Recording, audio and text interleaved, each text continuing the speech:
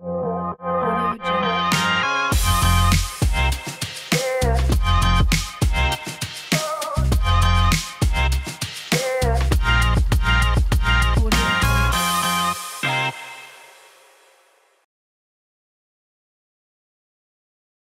Je m'appelle Sarah Cuil et je suis ingénieure INSA Toulouse en génie biochimique et j'ai été diplômée en 2011. Pour ma part, je suis rentrée à l'INSA en admission parallèle en 3e année. Donc c'est-à-dire que je n'ai pas intégré l'INSA juste après l'obtention de mon bac, mais après l'obtention d'un diplôme universitaire de technologie en génie biologique. Du coup, quand on est dans ce cas-là, juste avant l'entrée dans l'école, on peut se poser pas mal de questions. Comme par exemple, est-ce que je vais arriver à m'intégrer dans une promotion où certains élèves s'y connaissent déjà depuis 2 ans? Et également au niveau de la scolarité, est-ce qu'avoir fait le choix d'une formation initiale plus technique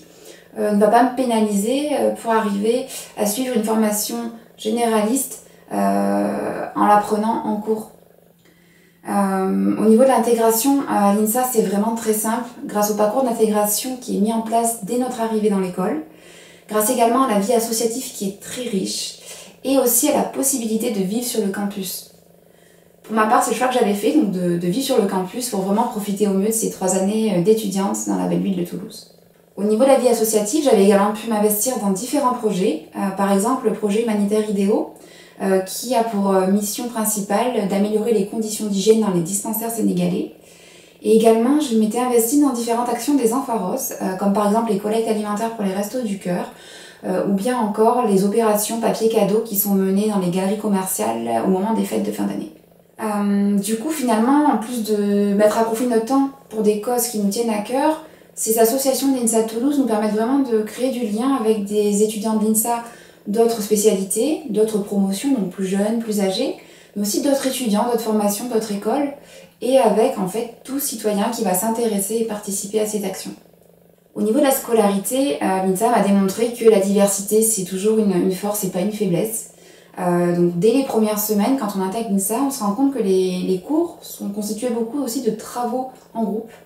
Et au départ, donc, ces groupes sont formés par nos professeurs et sont volontairement mixtes, donc en termes de formation initiale, en termes de genre, en termes de culture.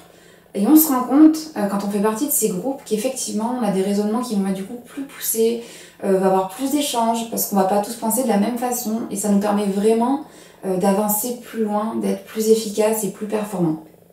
Et du coup, au moment des révisions des partiels, là où avant on pouvait avoir un modèle plutôt de révision seul, là on se rend compte qu'intégrer dans ce modèle une part de révision en groupe, en petit groupe de travail, ça permet vraiment d'être plus performant au niveau des révisions des examens et donc de profiter aussi plus de la vie à côté. Un autre élément qui m'a vraiment particulièrement marqué à l'INSA de Toulouse dès mon arrivée et toute ma scolarité,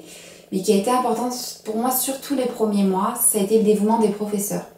Alors pas seulement leur dévouement à nous apprendre avec passion la matière qu'ils nous enseignent, mais surtout aussi à titre individuel, lorsqu'ils voient qu'on est dans des périodes de doute sur nos capacités d'apprentissage par exemple, ils sont toujours là